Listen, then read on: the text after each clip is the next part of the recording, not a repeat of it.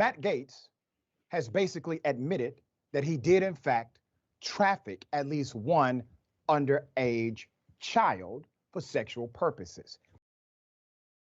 This morning, breaking news in the scandal surrounding embattled Congressman Matt Gaetz. Sources are confirming a report in the New York Times that Gaetz asked former President Trump for a blanket presidential pardon weeks before Trump left office. The walls are closing in on Twitter troll Matt Gaetz as news surfaced that the congressional candidate from Fort Walton Beach petitioned the twice impeached disgraced former president for a presidential pardon to absolve himself of the alleged crimes of child sex trafficking. Tonight, making her We Make Florida screen share debut, I'll chat with Rebekah Jones, the data scientist with the best chance of sending baby Gaetz back home to the arms of his rich donor daddy. And I'm just now reading this, and donor daddy has so many different meanings in this context, but I'll stay with the script.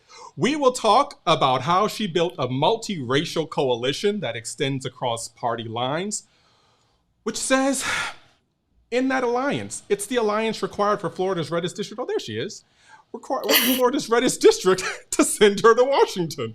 We've got a jam-packed show that it's already getting off to a really great glitchy start.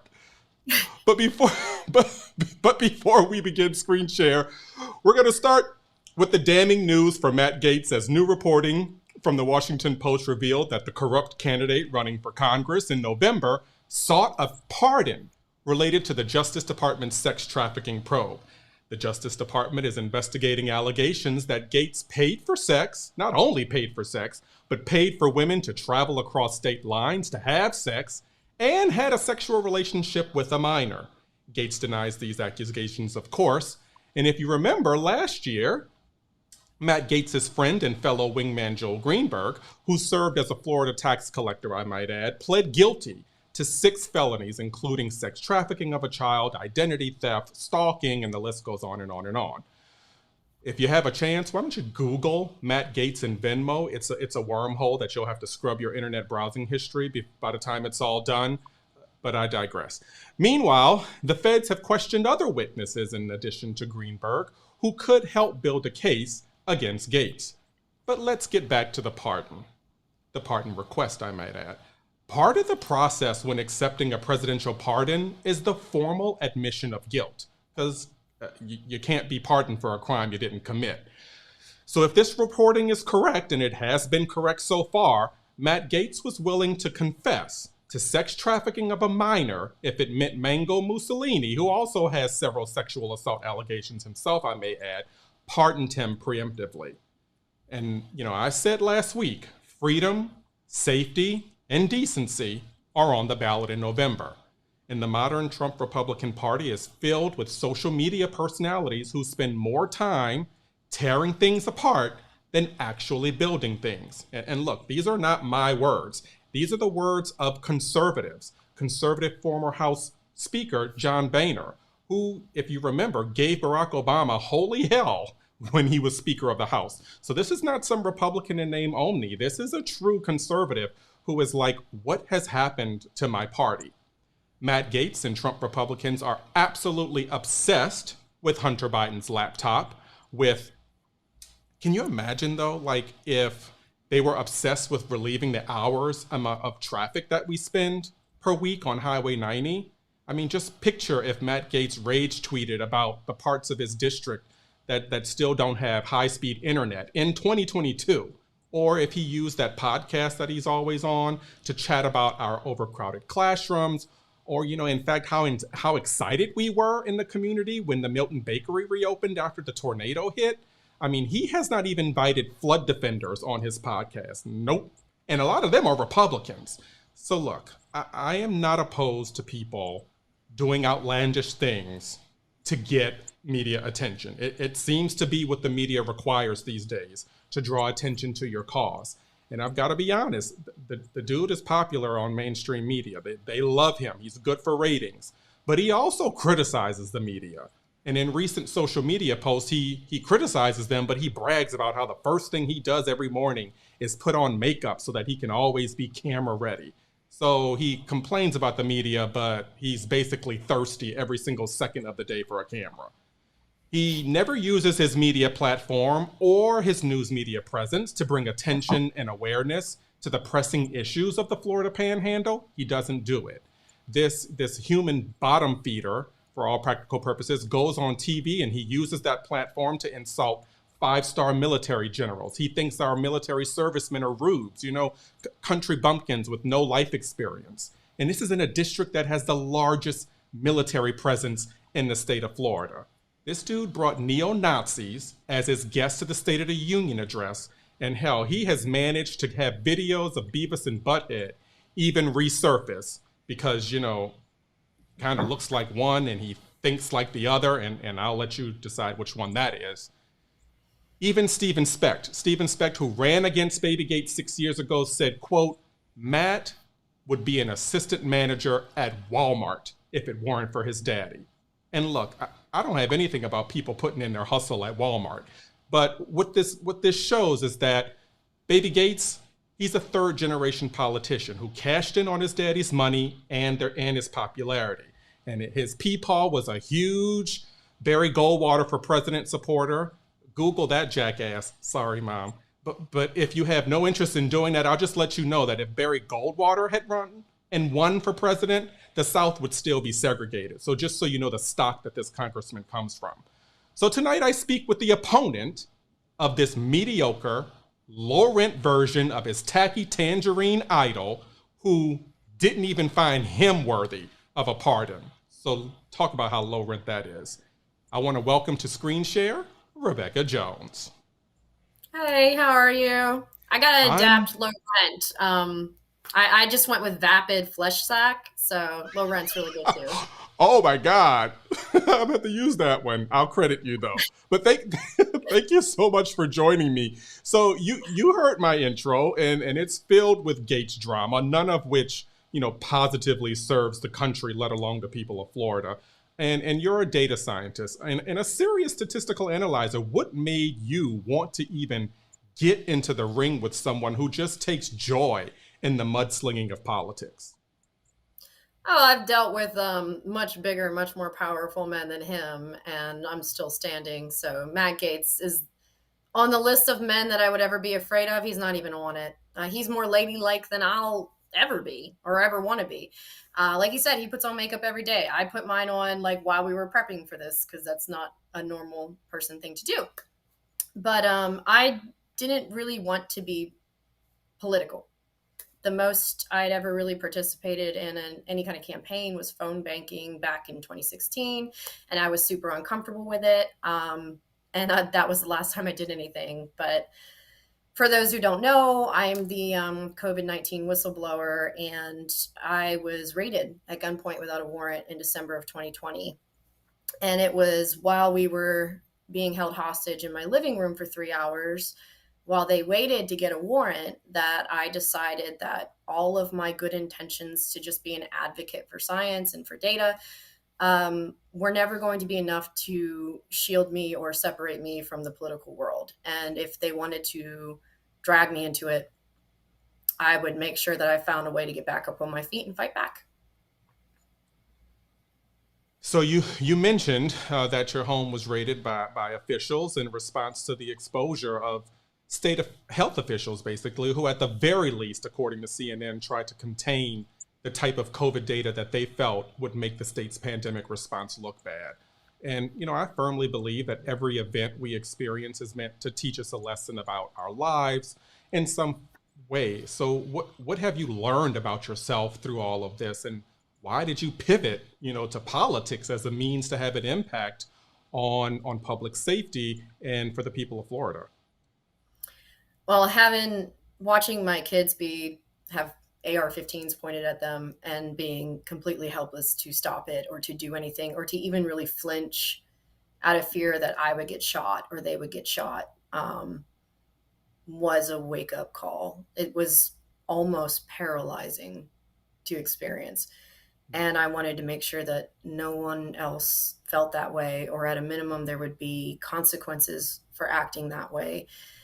As far as what I've learned about myself, oh boy, that's a book. That's 5 books. That's 100 like books in a series. It's like the encyclopedia series they used to sell door to door when I was a kid.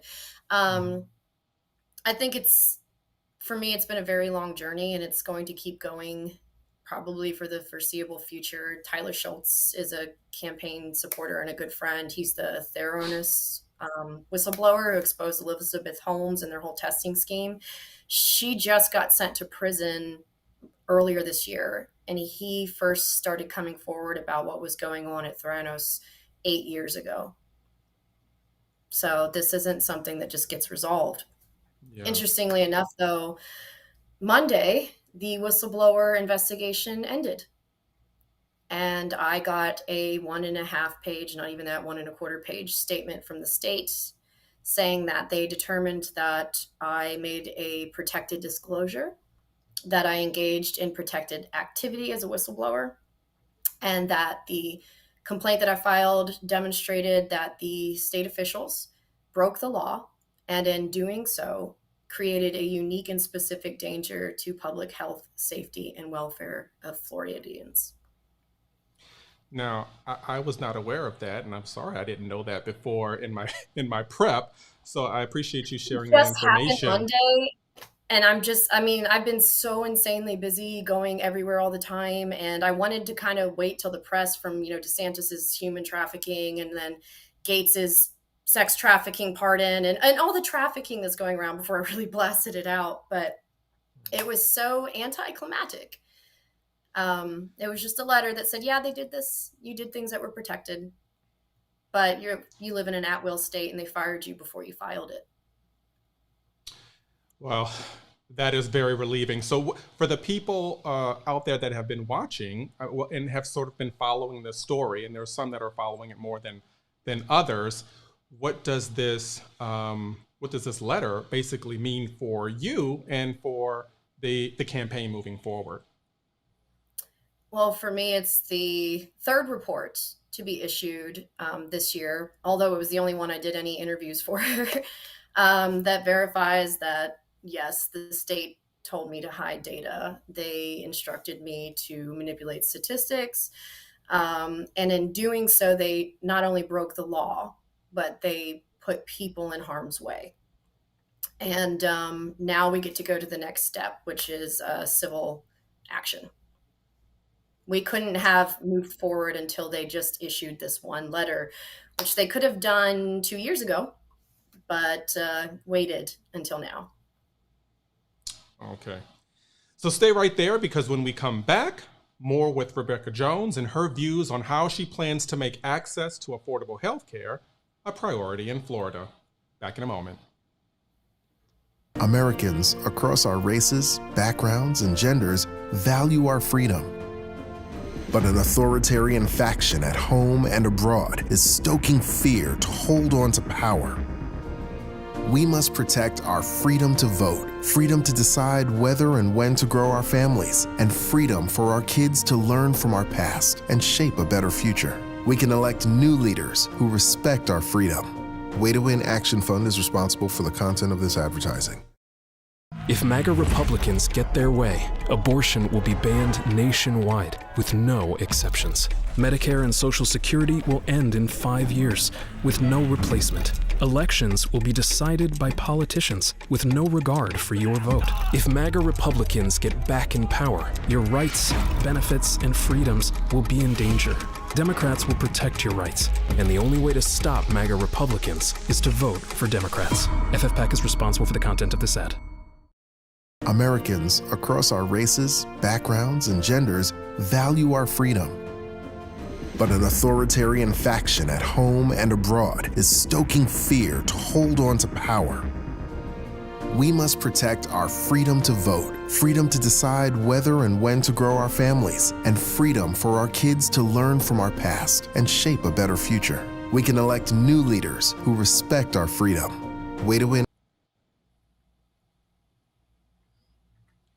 So we're back, and we've conducted some polling across the Florida Panhandle, asking voters to list the top 3 issues that have the biggest impact on their lives. We asked the question this way because we noticed that when we gave voters a list of issues to choose from, conservatives and liberals sort of self-segregated into their own political corners. But when we didn't give voters a list and simply asked them to tell us your list, what are the things that concern you? We found the answers to be, the same across the ideological spectrum. Everyone wants a safe home for their family. Everyone wants a decent job that pays them what they're worth. And clearly, based on the polling, everyone wants health care that they can afford. Back with me is Rebekah Jones, candidate for Congress in the 1st Congressional District. In that poll, healthcare polled at number 1 for Democrats, number 1 for MPAs, number 1 for independents, and number 2 for folks who identify as Republican. Why do you think healthcare is like the number 1 or number 2 issue for panhandle voters? And are you surprised that Democrats, Republicans, and independents all listed healthcare as a top concern? No, it doesn't surprise me at all. I don't personally know someone who's been hit with a medical bill that they can't afford to pay, at least that they can't afford to pay just when they get it.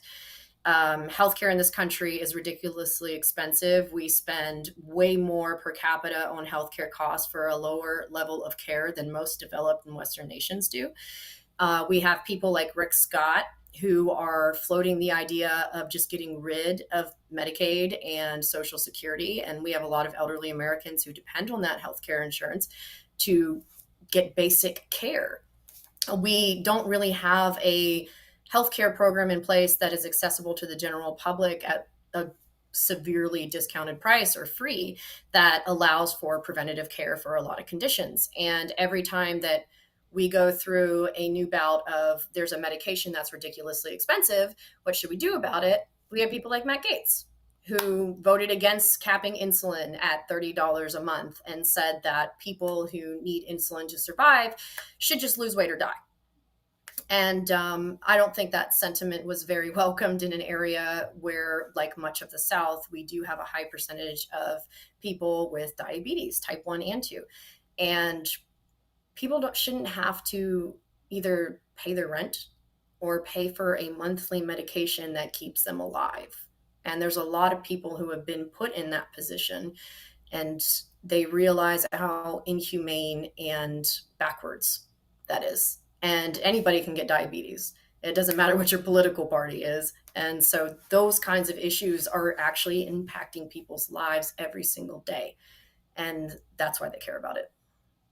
So you mentioned about people having to choose between a medication and their bills. And when I was speaking with Carolyn Zonia, an ER doctor who's running for state senate, we talked about that at length, about how the number 1 reason for GoFundMe accounts are set up. The reason why they're set up is to cover medical expenses. It's not, to go on trips or to do, buy a nice pair of shoes or get some good swag. It's actually because people are sick and can't afford the health care that they need. So with 80% of Floridians in our district who don't even have enough savings to cover a medical emergency, what has hearing these stories taught you about, health care in this district? Well, it's not just an affordability issue, it's a access and provider issue as well. We are sorely under-resourced in mental health facilities and doctors, especially for young people. We still have this epidemic of veterans because we're also the district that has the highest per capita veteran population in the country, who have no inpatient mental health resources in this district that has a full-time staff dedicated solely to dealing with the types of trauma that people who have been at war go through when they're struggling with a crisis. One of the ways I want to fix that is finally bring a VA hospital here, because it's ridiculous that you have to drive 2 states over in the area with the highest density of active and former service members in the country in order to get inpatient care. We already have the plan all set. I've worked with Heather Lindsay, who is the mayor of Milton, to find a place off of the I-10 corridor, because that's one of the requirements that would have room. It would have a minimal environmental impact, meet all the requirements that are necessary to have a full service, fully staffed fully equipped oncology department, mental health response department, everything that we need. We also don't have a lot of emergency rooms. I mean, level 1 trauma centers, if you get in something that's really, really bad, you might be flown out of here to somewhere else. When we were planning for Hurricane Michael, we had to find all of the facilities in the state of Florida that had a helipad, and you would be disturbed to see how few there are. And if you can't get into a doctor, then it doesn't really matter whether or not you can afford it to begin with, because there's no one there to see you. And that is one of the other big problems. And of course, I was somebody who was buried in medical debt. I had my son when I was still in college, pre-Obamacare. He was born in 2009. So, I could have waited like a year in my unplanned pregnancy. That would have been great. But I had a mountain, tens of thousands of dollars of medical debt. And I put that on credit cards, and then I put that on credit cards, and it destroyed my credit to the point where even a year and a half ago, I asked a bank if I could get a home loan. They ran my credit and said, if you wanted to buy a house that was $500,001, we wouldn't lend you $1 if you had the rest in cash. That is how bad my credit was. And between that and student loans, it was just never going to happen. And of course, I finished my coursework for my PhD at a Master's of Science degree. I managed an entire department at the Department of Health. My husband's a biostatistician. We made over $100,000 a year, couldn't afford a house. And well, I can certainly echo that sentiment, because when I finished school, I finished with a lot of debt. And I was also declined because they said, yeah, you're a doctor, you're probably going to make good money, but your debt to income ratio is too high. And so can you imagine finishing medical school thinking that, wow, I've done it, I'm going to be a doctor, only to have a home mortgage lender say, sorry, your debt to income ratio is too high for us. Yeah, I would like to see student loans be treated differently than what they are. I mean, you can't file bankruptcy and get rid of them. They'll still be there no matter what. I mean, pretty much you have to start lopping off body parts and donating organs in order to get the debt rid of, especially with compounding interest, which when I was in college was the height of the 2008 financial crisis at 7.8% interest, which should be criminal. But forgiving student loan interest and canceling out all interest whatsoever is one of the things I want to see done as well. So thanks for bringing that up. You've teased the next story. Coming up after the break, we're going to talk about how expensive it is for Floridians to live in Florida, and how a handful of politicians allow corporate developers to conduct daredevil stunts with our Florida housing market. Back in 60 seconds. We know what keeps us safe. It's having communities where people of all races and genders have the fair wages, great schools, and health care we need. But for too long, certain politicians have profited by making us fear each other and blocking common sense measures, from gun safety to police accountability. We know what keeps us safe, and as voters, we'll deliver it.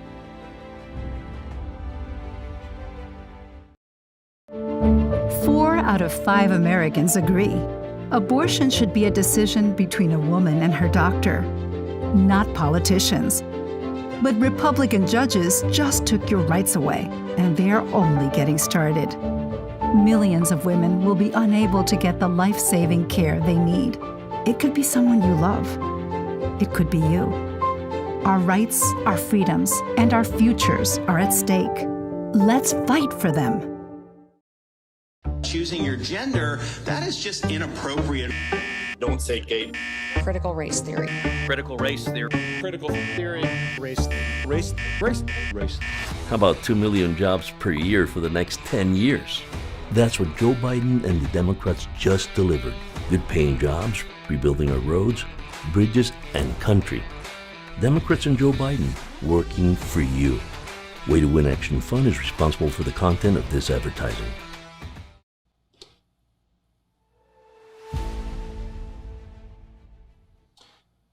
Whether you're from Navarre or Niceville, Pensacola to Perdido Key, parents deserve a safe and comfortable place to raise their families.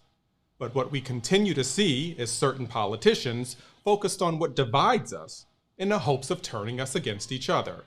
And there's a reason why they do this. They do this because they want us distracted. They want to avoid the spotlight. They want to shift the focus of the microscope on anything but themselves so that they can hand those kickbacks to those wealthy developer donors.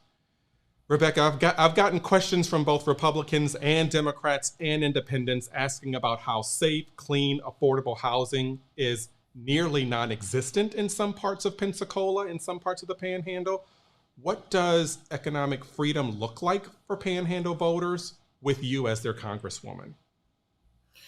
So there's a myriad of things that can be done to address affordable housing. Unfortunately, most of it was within the power of the state.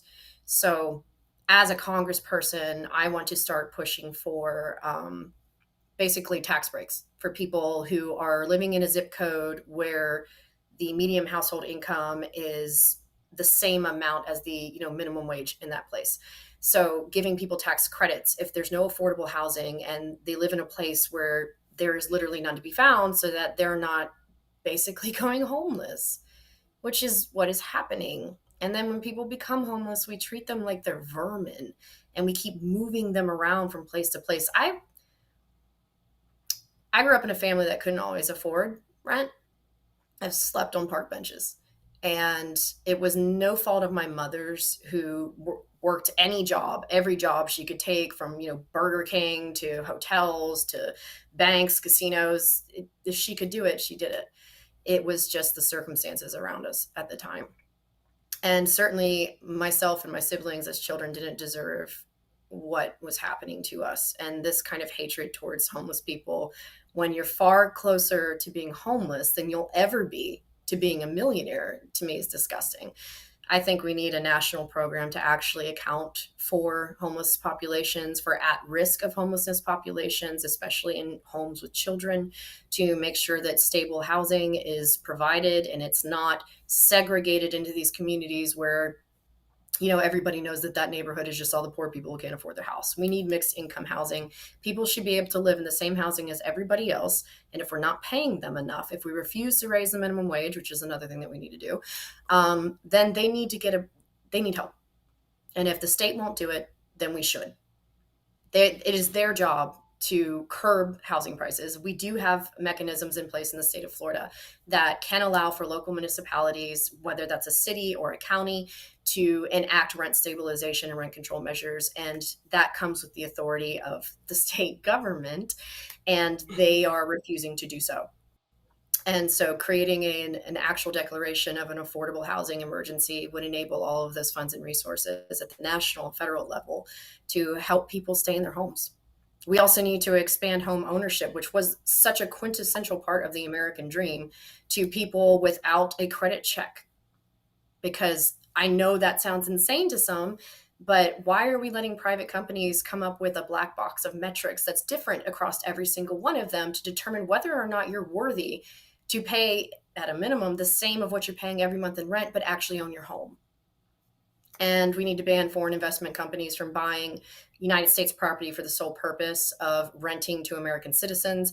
I'd like to see some of the actions that they've taken in California to cap how many houses you can use as Airbnb type places. I want to tax Airbnb facilities as corporate taxes instead of, rent is classified when you're given it as a different tax bracket than if you have a business like a hotel. And moving properties that people are currently getting rent tax breaks for into the corporate tax break off will disincentivize a lot of what we're seeing, because I think it's something like 40% of the properties within a mile of the beach here are now Airbnb or short-term rentals.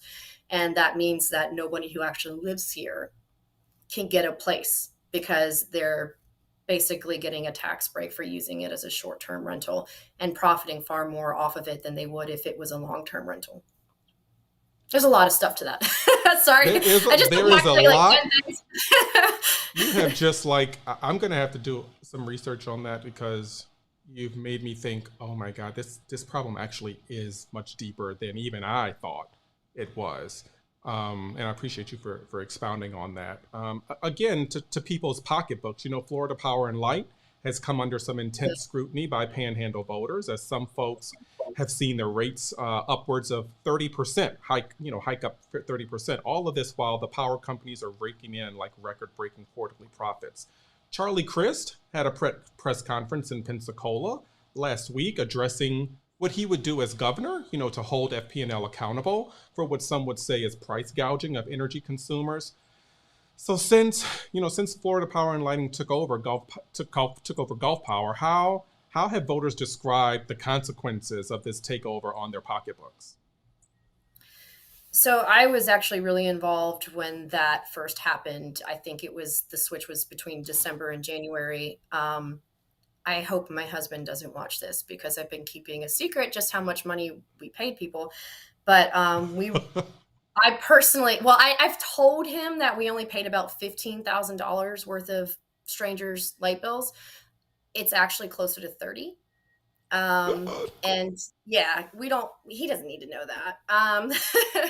But I started auditing their data. And I actually built a dashboard for people to upload their bills. I built an algorithm that would read them. It would calculate the difference, and not just, over a month, because the 1 month was longer and crazy Alex Andrade tried to claim that that's why it was. But no, this was an actual significant rate hike. And they're proposing another one right now. And the decisions that were made to do this would be under somebody like Charlie Crist's purview, because they appoint the people who sit on the Public Service Commission board. And I was actually there for that press conference, and that's one of the things that he mentioned. Like right now, one of the people who's on there is getting a 6-figure salary and is a business graduate student at FSU. No relevant experience, training, education, but her mom is a state representative who's a major donor to Ron DeSantis. So she got the spot. And that is the kind of thing that the state would have to handle. But we do have a Department of Energy who is responsible for regulating basic energy prices and trade, and can incentivize alternative energy. So one of the things Florida Empower Light also tried to do was ban rooftop solar. If you own the energy that's being produced from your home, that obviously cuts into their profits. And then they wanted to go a step further and charge you market rate to use energy you produced, which is absolutely insane. That was Alex Andrade's bill as well. Luckily, even Ron DeSantis thought that went too far because he shut that one down. But, we were dealing with theft. It's theft. And if we move more towards community grid, solar energy, which we have plenty of here all the time, we would see a lot less of this money grabbing, deforestation for solar farms when you have a sea of rooftops that are perfectly capable of having solar panels installed on them. When there are cities who are leading with, solar parking lots to both cool your cars during the hot days and build energy system to feed into local buildings. This stuff is common sense. It's not controversial. It's inexpensive, and yet we're not doing it. We used to have a lot more robust tax credits for things like installing your own solar or buying an electric vehicle. But a lot of those have disappeared over the last few years. The last time that they were significant was under Obama in his first term. And that's something that we need to get back. If we're serious as a country about confronting climate change, dealing with energy shortages like what we saw in Texas, about a community grid, then we need to put our money where our mouth is and give people back money they've paid in taxes to create a community energy grid. I'm a climate scientist by education, so that's one of the biggest issues for me, and it does absolutely tie into that. And when you let a company basically have a monopoly over, I think it is 7/8 of the state's energy production and sale, then there are no competing prices. We don't have a lot of co-ops in this area. And even if we did, they might end up buying the energy from Florida Power and Light at the same rate that they would have charged us for it. And you need a home and you need energy to keep your home safe, especially when it's 100 and some degrees every day. And if you can't have those two basic things, then we've failed as a society. Before I go commercial, I want to actually, because I've gotten some good feedback in the comments section, and I hope you don't mind me asking a question that someone asked. It's a little bit back from what we talked about, but they said, how does she feel about debt forgiveness? And I'm assuming that means student loan debt forgiveness. Correct me in the comments if that's not what you meant, but we'll just assume that she meant student loan debt forgiveness. And what are your thoughts on that? Yeah. but not, COVID loan forgiveness of $484,000 and change That part. Matt Gaetz got. And it wasn't a big PP loan. It was a little PP. He had a little PPP loan. But for student loan forgiveness. Did you say little PP? I said PPP. He's a little PPP loan. Sorry. Yeah. So as far as student loan forgiveness goes, my college education should not cost more than what it costs someone whose parents could just write a check as soon as they went there. I had a full academic scholarship to Syracuse. That was the only way I was ever going to be able to go. But I took out loans to pay my room and board and then to help me after I had my son so I could finish my degree. I have more than paid back in taxes what I borrowed in student loans. I became a scientist for 2 different state agencies. I've contributed. I need you to say that again. Hold on. I'm sorry to interrupt you. I need you to say that statement again about taxes and student loans. Oh, I said by being able to finish my degree, I've paid back far more in taxes and income taxes than I've borrowed in student loans.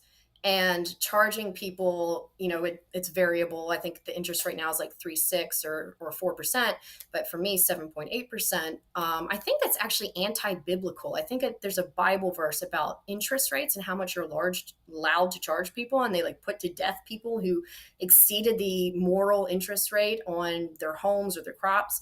I think at a minimum, what we need to do is cancel out all student loan interest. If you pay back what you borrowed for an education, which we have an entire culture built around the idea that is how you escape poverty. That's how I escaped being poor, was getting a scholarship to a school like Syracuse and encouraging people to explore what they want to do with their life and be able to actually choose it. Now, not everybody goes to college, and that's totally fine. There's trade schools, there's no school, whatever makes you happy.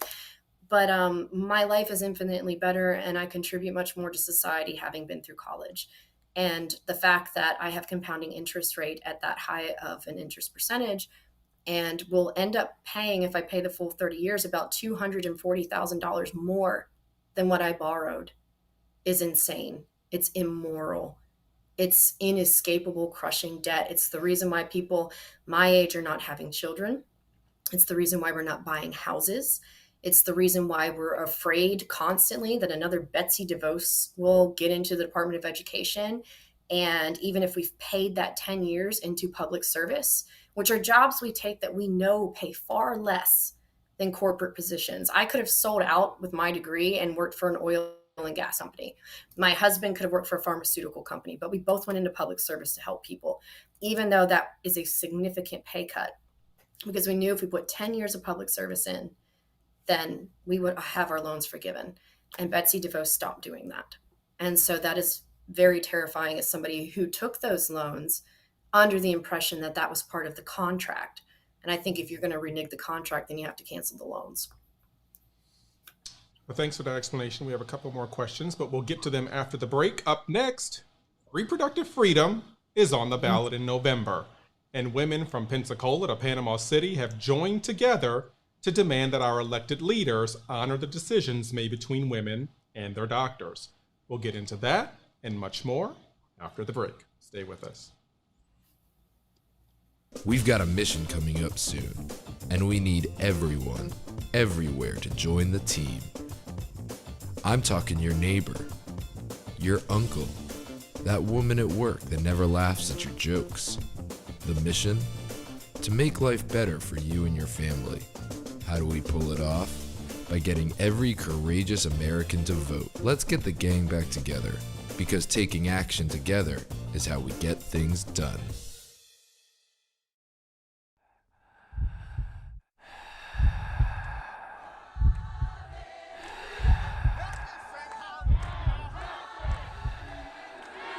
Help me sing hallelujah.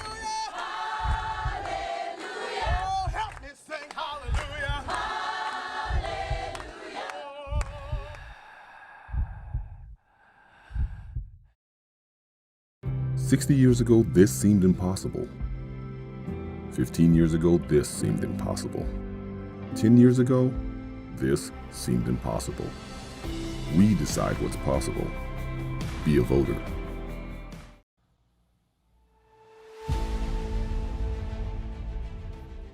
Most of us, regardless of where we live or what we look like, believe that people should be able to decide for themselves whether, when, and if to have children.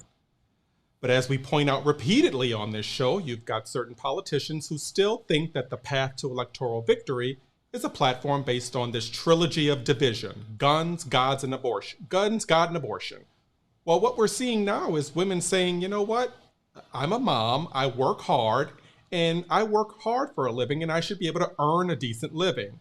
And dads, fathers, men are saying the same thing. I should be able to afford to provide a healthy meal for my family and also be home in time to eat it with them.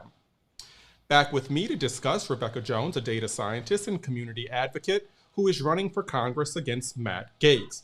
You know, Rebekah, as a scientist, you understand the importance of women having access to safe reproductive health care, from something, you know, as simple and routine as an annual pap smear to pregnancy-related care. Why do you think suddenly these politicians are scrambling to scrub their campaign websites of anything regarding the topic of reproductive health care and abortion? Because they realize that women hold power, and they discounted us as a voting bloc and as human beings, and they're seeing the impacts of that across the country. We haven't quite seen that in this district in the numbers that I think we've seen in Texas and in other states, but it is a very dangerous thing to go down the path of dehumanizing females and instilling with us an idea that whether or not we want to have kids, whether or not we want to take birth control even, which is what Mississippi is now trying to ban, is not a decision we're allowed to make for ourselves. And we have always felt comfortable believing, apparently falsely, that those rights were being protected. And we failed. I get a lot of people who email me saying they're not supporting Democrats anymore because for, 50 years we fundraised and talked about how we were protecting Roe, and we never codified it into law, even though we had multiple opportunities where we could have. And I always answer that with, well, please don't judge me by the failures of the past, because this is my first time running. I had nothing to do with that. Believe me, if I was in there, I would have done it. But it's not even a discussion about abortion per se. It's about, are women people, and do they have the right to decide for themselves anything that involves reproduction? And it goes much further than this. I mean, there's a disturbing trend of school districts who won't allow tampons to be sold in bathroom dispensers because there are apparently a large number of Americans who thinks that that's a sexual thing to use tampons, and a lot of just bad information out there. I didn't even know that existed until I approached the school district about paying for all of their feminine products in their local, high schools and middle schools with this deal with Tampax. But yes, apparently it is an issue, and old people get really outraged, especially with the idea of girls using tampons instead of maxi pads. Is that going to be next? It's like that the next thing they're going to go after. They get to dictate everything that we do with our bodies if it involves the vagina or the uterus. It's like, give me a break. This is none of your business. You may disagree with it, and I appreciate and understand why you might disagree with it, why you would be morally outraged if you truly believed that abortion was murder. I get that. I don't think that's something you could ever convince someone to change their mind on, because it's one of those moral things that is partially defining who you are and what you believe. And that's okay. But your right to believe that stops at my body. And I say that as someone who had a child unplanned in the middle of college, risked losing my scholarship and everything else. So I made a choice, but that was my choice. It was no one else's. And if the government had tried to interfere and limit those choices, well, I'm not too great when the government comes in and starts telling people what to do if it's against their best interests. Kind of a reputation for that at this point. I hear that.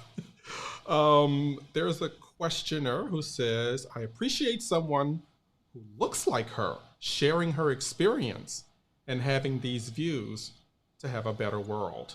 So I'm assuming that means like a woman who is sharing this in this particular area that's not used to seeing this type of representation. What are your thoughts on that? I don't know that I understand the comment. I don't know what looks like her means, but thank you, I think. I think it's a compliment, but it's not just my experience, either. Like, my mom was raped when she was 13 years old, and my grandparents were and still are extremely religious. She wasn't given a choice. She wasn't even allowed to entertain the idea of choice. And so she had my sister when she was 14. And my mom is one of the most pro-choice advocates you'll ever meet, not because she regrets what she's been through, but because she understands the importance of needing to have a choice, of not being forced to have a child as punishment. Children are not punishment. It's the idea that promiscuity results, in a lifetime of being bogged down by a child as some sort of punishment, goes against all family and moral values. That's not what children are for. And it's not for anyone else to decide. And if you know anybody who was very young and never given that choice, then you'd feel quite differently about it.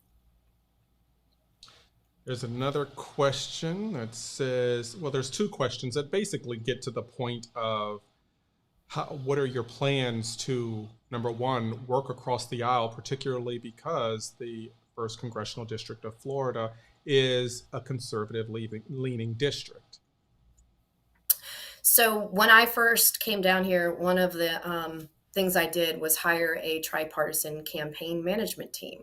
So I have my resident Democrat, and a reformed Republican turned NPA and slowly creeping towards Democrat, although he won't admit it. And then a very much establishment Republican managed my campaign. As much as Matt Gaetz likens himself to be the Prince of MAGA, even Donald Trump would not grant him a pardon. MAGA people support me because I support working class people. And everyone who wants to support our campaign is more than welcome. I'm never going to ask somebody who they voted for in 2016 or 2020.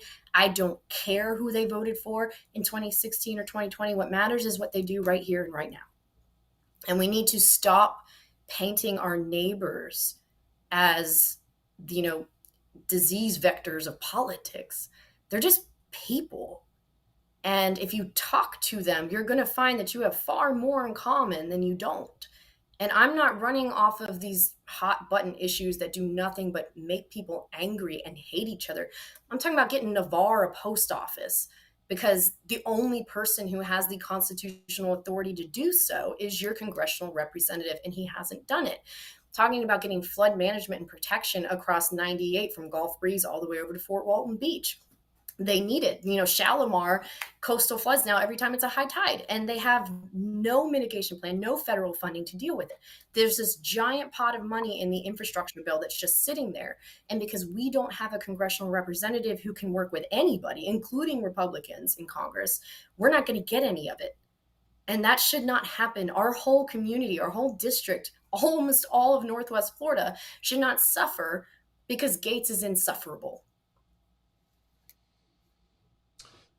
I appreciate you bringing that up. There's a handful of Republicans who have set their targets on our school boards. Coordinated attack on our teachers, principals, and superintendents has caused many to transition out of the profession, leaving 9,000 open teacher vacancies. More about that after the break. In 2020, we voted for a better future. We delivered vaccines, stimulus checks, and infrastructure. Every leader pushing our priorities is a Democrat. Why haven't we seen more progress? Trump Republicans side with the rich and sow division to block us. This November, they've got another thing coming. We'll grow the Democratic majority so nothing stands in the way of providing a better life for our families. Way to Win Action Fund is responsible for the content of this advertising. Daddy says that no matter our colors or genders, we all want freedom to live our dreams. But Mommy says that there are bad guys trying to get money and power by telling us who we can be, what we can do, even who we can love, deciding our futures for us. But I'm a superhero. You can be one too if you demand action and vote for freedom to wear a cape or not. I'm gonna keep mine on.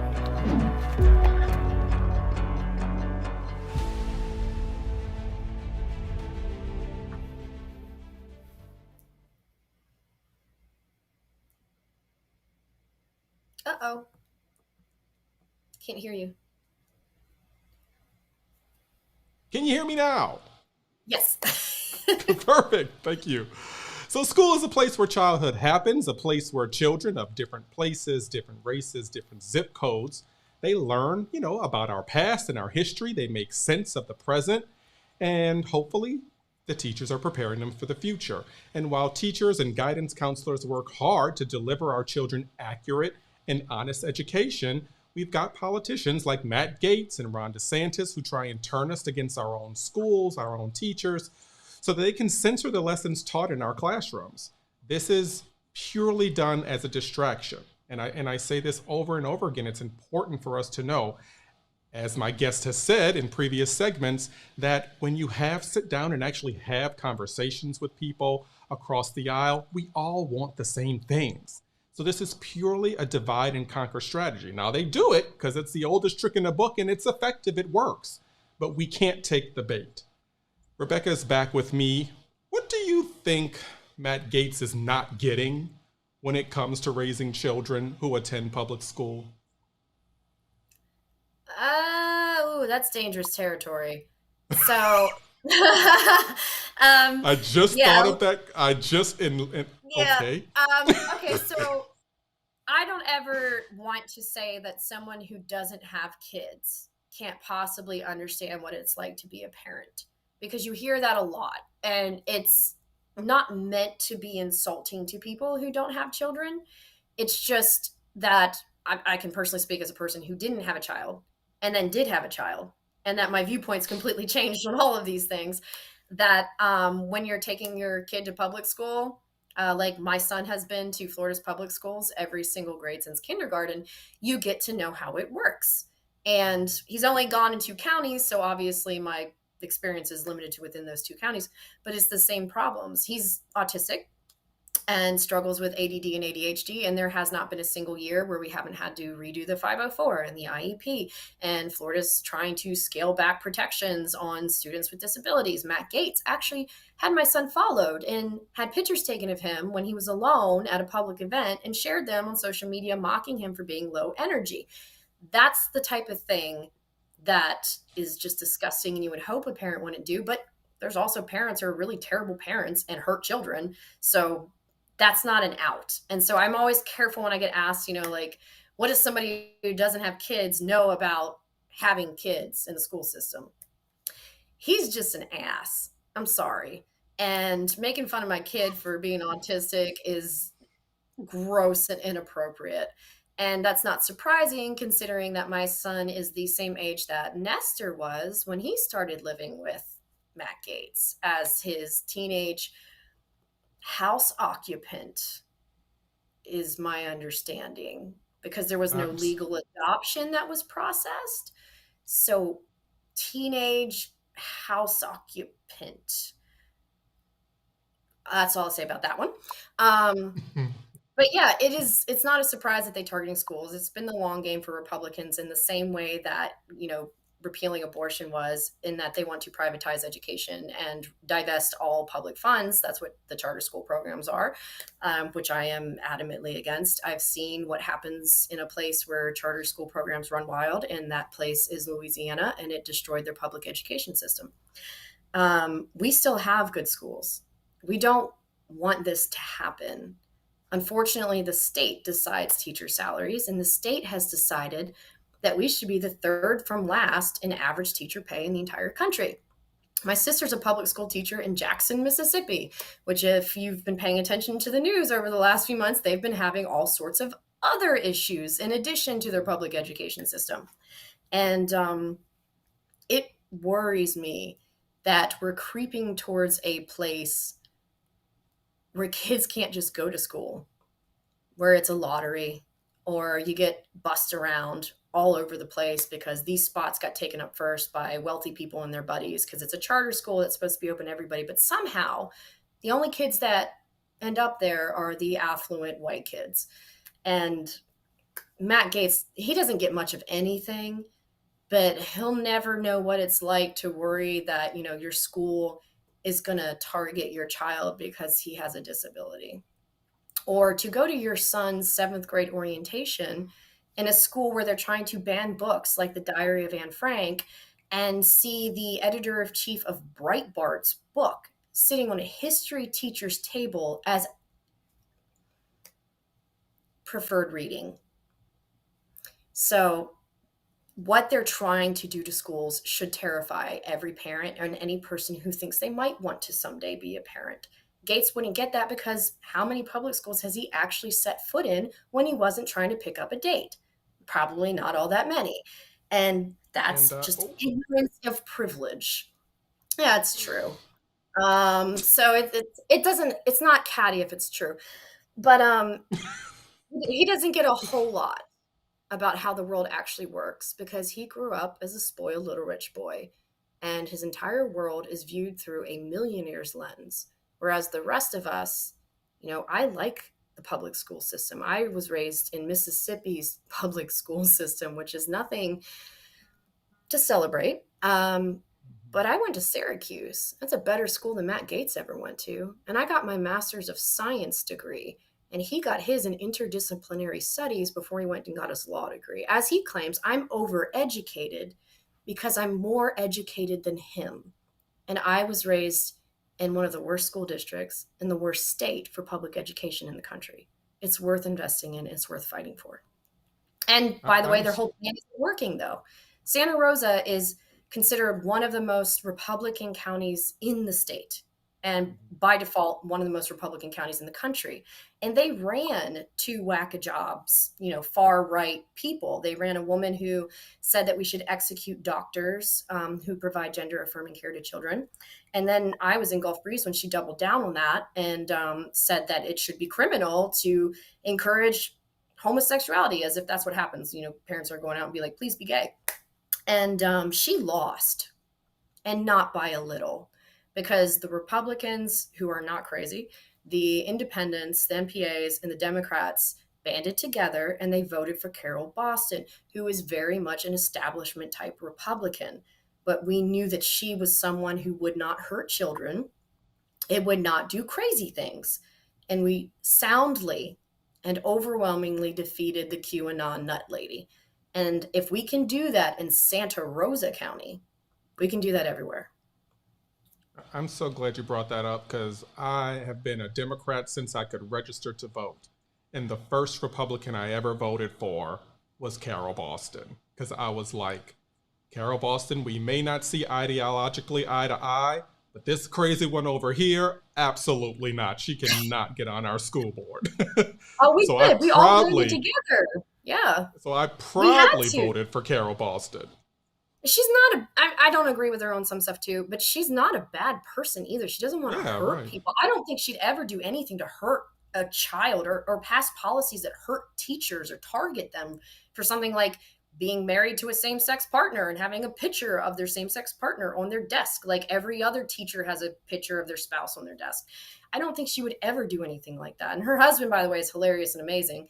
Also very much a hardcore Republican, but I love the guy because they understand that this brand of Republican that has kind of popped up, like the QAnon, far-right fringe, groomer type, doesn't belong in their party and doesn't belong in our country. You know, as a data scientist, I'm sure you can speak to the role that educational freedom has played, you know, in your life.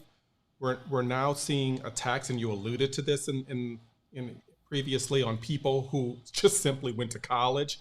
Now, Ron DeSantis, who went to Yale and Harvard Law School, has the audacity to talk about us woke college elites, right? I mean, I can tell you one thing. I bet neither you or I could afford to go to Harvard, even if we wanted to. So what we know is that for many of us, getting a college degree was our ticket into the middle class. Can you talk about how your educational background brought you to this point? So being a kid who was hungry a lot, homeless a little, whose mom never had the opportunity of education. She got her GED. She tried to take community college classes here and there, but, you know, being young with 4 kids, it's very difficult to do. And she worked almost slaved to make sure that each one of us went to college, because she told us our whole lives that education was the only thing that no one could ever take from you. You can have a house taken, you can have a car repossessed, you know, your spouse can take off at any time, even your children can die. It's morbid, but it's true. And education would stay with you forever. No one can take it. And it was the key to being able to spend a third of your life doing something that you love. And for us, that meant doing something that made a difference in the world. And so myself and my 3 siblings were all first-generation college graduates. All 4 of us went to college. All 4 of us graduated. 2 of us have advanced degrees. 2 of us went to top 50 schools. And 2 of us, you know, went in for the sciences. And now my older sister's a public school teacher, and my younger sister is a nurse, and my younger brother is a police officer. And I became a state scientist working in disaster response. So the spirit of giving back the opportunity that you've been given was very much instilled within us from a very young age. And it's actually even more insulting that Ron DeSantis does that, because he did not grow up rich. He got scholarships to go to college. He had to earn it. And to turn his back on what he knows because he lived makes it even more hypocritical. He might be resentful of the kids who could just pay their way through it and didn't have to work for it. I mean, that's Syracuse. Syracuse is one of the richest, you know, student populations in the country, but it's not like that they chose that either. They were born into the family that they were born in, and they took the opportunities that they had. I just had to work a lot harder to get it, and so did he. And to pretend like what he worked so hard for doesn't have value is incredibly disappointing for one who got out. Well, we're going to close this out shortly, but I had one more question from one of the commenters who was asking about minority representation. What does that look like for your campaign? How are people of color, mobilizing for you in your campaign across the district? If you could speak to that. Someone asked about it. Yeah, of course. So my campaign is not nearly as female as I would like it to be, but we're working on that. I don't know how me as a feminist, I got endorsed by the Florida Organization for Women today, endorsed by Vote Pro-Choice and all these female groups, because I've always been a feminist activist. Only has a handful of people who are full-time staff that are female, but I'm working on it. We're going through a big hiring boost right now. And if you're talking about more racial minorities, I have a lot of people who work full-time paid staff on my campaign who are not white. I am plenty white for everyone. I've been told that I am whiter than a North Dakota lizard. So, that's okay. I'm aware. And every time I have a meeting with somebody, in the Black community, I always there's this conversation that needs to happen that's like, we know what she looks like. And I was like, that's why that comment earlier was kind of strange. And I was like, yeah, it's like, I didn't pick my face. I mean, I put the makeup on it, but that happened. And maybe my hair is a little blonder than what it would be naturally. I was like, but yeah, I'm whiter than a North Dakota blizzard. That's okay. But it doesn't mean that I grew up rich or privileged by any means. And so we do have full-time staff who are not white, who are not men. And we're working on building even more inroads in those communities, because it's understandable that when someone like me walks into a room, there are a whole lot of assumptions about my life, especially with my educational pedigree, about my socioeconomic status growing up. And I seem to be an exception to many rules. And I'm still trying to figure out why on earth that is, but always open to adding more people. Anybody who wants to join is more than welcome. You can't really represent people if you're not listening to them and you're not engaging them in the issues that most affect them. And the fact of the matter is there are some issues I can sympathize with, empathize with, and legislate, but I'll never truly, in my soul, understand what they're like.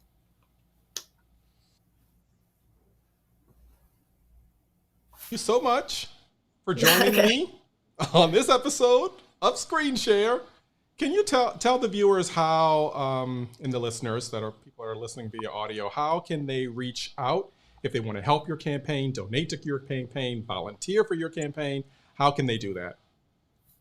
So our new web link is votejones2022.com, because as you can see from behind me, my first name is spelled the biblical way.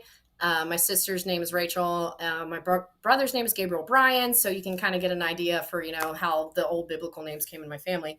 So the simplest way to do it is votejones2022.com. We have all of our information on there, our office address, our mailing address, our phone number, our email, our volunteer forms, the donate links. That is your web portal to all things happening at the Jones campaign. We have a office that is fully staffed and open during business hours, and then plus, so people, if you work during the daytime, you can come afterwards. You can bring your kids. We have a whole library of books that we keep here.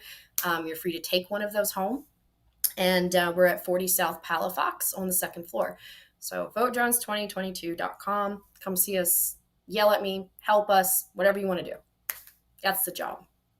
Perfect. And guess what? The live commenter has clarified, since we've been talking about that comment, and says the comment was meant as a compliment, that as a white woman who may be perceived as privileged, her voice can be very, very powerful in this space. So yeah, they're saying that, we just spoke about. Exactly. Well, that's going to wrap it up for the show. You can follow us.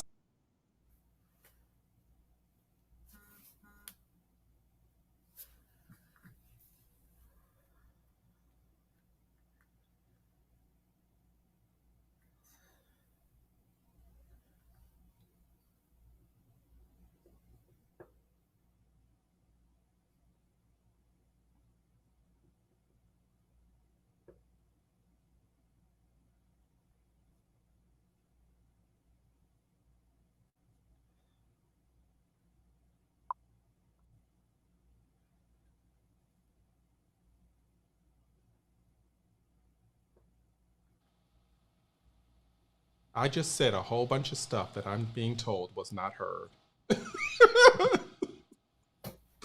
So I am going to do one thing. I'm going to reach over to this camera and back up my prompter. This is live TV, you guys. So I'll back it up. I'll back it up. All right. Thank you so much. So again, that wraps up the show. You can follow us at We Make Florida on Facebook, Twitter, TikTok, and Instagram. Don't forget to subscribe to our YouTube channel and hit that notification bell so that you are informed of when we go live. I want to give a special thanks to the Out the House Media production team for putting the show together and letting me know in my ear that no one could hear what the hell I was saying. Leave a comment and tell me what you want the next show to be about.